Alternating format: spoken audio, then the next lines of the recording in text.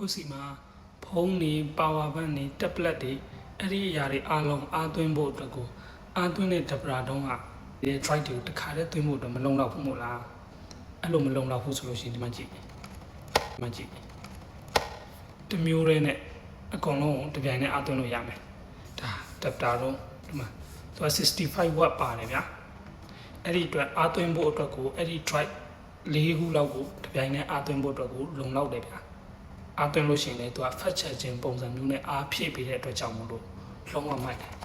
ကိုမှသုံးရမယ့်ဥစ္စာက power bank တွေလည်းရှိတယ် tablet လည်းရှိတယ်ပြီးလို့ရှိရင်ဖုန်းတွေလည်းနှလုံးလောက်ရှိတယ်အဲ့လိုပုံစံမျိုးဆိုလို့ရှိရင်ကျွန်တော်က tablet တုံးတစ်ခုလေးနဲ့ဆိုလို့ရှိရင်ဟာတစ်ခုကအားကုန်တစ်ခုကအားသွင်းခြင်းအဲ့လိုပုံစံမျိုးဖြစ်နေတတ်တယ်ဗျာအဲ့ဒါဆိုတော့အဲ့ဒီလိုမျိုးအနေထားတွေကနေပြီးတော့လုံးဝအေးစစ်စစ်လေးတစ်ခုလေးနဲ့အားသွင်းလို့ရအောင်ဒီမှာကြည့်လိုက်သူက type C က2ပေါက်ပါတယ် USB က2ပေါက်ပါတယ်ဒီမှာကြည့်လိုက်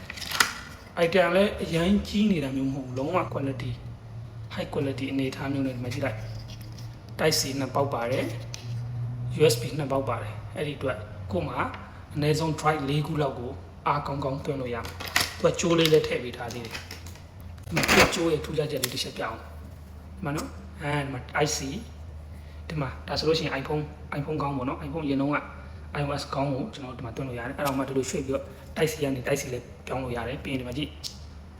USB ကနေ Type C ကိုလည်းပြောင်းလို့ရတယ်ဒီလားသူ့ထဲမှာပါတဲ့ကြိုးရတယ်မိုက်တယ်ဗျာဒါကတော့တစ်ခုစားပဲရမယ်နောက်တစ်ခုမှကြိုးတွေရှိသေးတယ်ဆိုလို့ရှိရင်လည်းတခြား drive တွေကိုထပ်ပြီးတော့အားသွင်းလို့ရတယ်ဗျာ